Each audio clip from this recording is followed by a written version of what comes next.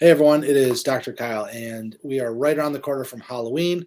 This is, of course, the first holiday in what's traditionally called the holiday season. And one of the things we've been talking to patients a lot about this week is, how is it that you can make the holiday season a healthier this year than maybe years past? Or if you're looking for little tips or tricks on how to make sure that you're not going through the highs and lows of too much candy consumption, followed by too much food on Thanksgiving, followed by again, too many treats on Christmas.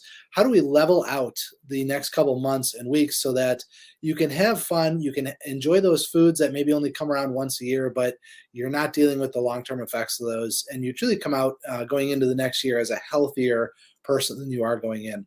So with Halloween here, let's kick off with the first holiday of the holiday season. I figured I'd share this specifically, maybe most pertinently to parents or grandparents that watch over kids.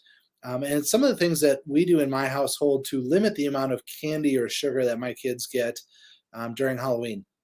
They dress up, they love going out. I want them to be able to enjoy that social interaction and to get the reward of going up to a house and trick or treating and doing everything that they do with their friends. But we also want to limit how much candy they actually consume from Halloween. And so we did a couple things, starting with my daughter, who's now 6 years old, some things that we did to limit that. The first is that they're not eating candy during the Halloween or during trick or treating. Sometimes if they're sitting there grabbing a little piece between houses or thing, it adds up pretty quickly. So we just don't eat anything during the Halloween or during the trick or treating. In fact, um, if there's going to be a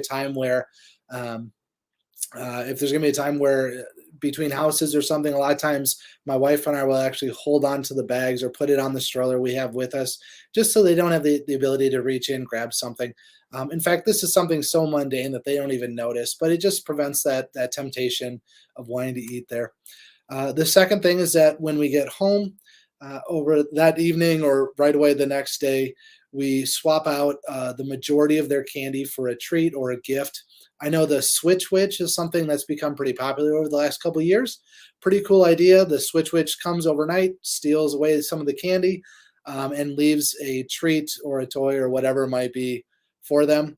We started this before Switch Witch became a thing, so we just flat out tell our kids, hey, you get to keep a few pieces, and that's true, they do. They keep a few pieces of candy that they can have over the next several days, and we take the overwhelming majority and we take it and throw it away, and then we give them a toy or a gift or whatever it might be, something worth a few dollars, that they can replace it with, so they still get the chance to enjoy getting the candy trick-or-treating, but they're not tempted to eat the candy over the next several days.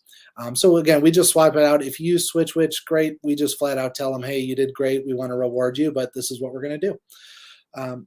Another thing that we do is, like I said, we spread it out over a few days. They're allowed to keep a couple pieces of their favorite candy. And we kind of watch what that is too, because there are some that are better options.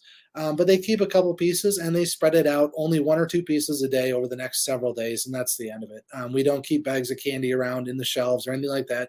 We just flat out get it out of the house. So there's no temptation there for the kids or honestly the adults either. So that's another thing we do to limit that overall. The last thing we do, and we've done this at different times, is there are healthier options for candy out there. For instance, I know we shop at Woodman's a lot. Woodman's has a couple selections of candy that's made either sugar-free using stevia or other natural products, or like cocoa that, dark chocolate that doesn't use sugar, things like that. And so sometimes we'll just swap out some of that not good candy that they got trick-or-treating with healthier options as well. And they are out there. So if you want to spend a little bit of time, do some legwork and find healthier options your kids might like, we've done that as well, where we simply swap out the good for the bad, and give them a better alternative. So a couple tricks there. Again, the whole idea or the mentality I have is, how do we make it fun for the kids, limit the sugar so that it doesn't just become something they expect year after year, but they don't feel like they're being robbed, or they don't look back and wonder why it was so different for them. So those are just a couple tips or tricks. If you can use any or all of them, please do. If you have questions, I know the other doctors in the office who have children do very similar things. But really, this is just meant to make the holiday season as healthy and happy for the entire family as possible. Have a happy Halloween. Can't wait to see you in the office next week.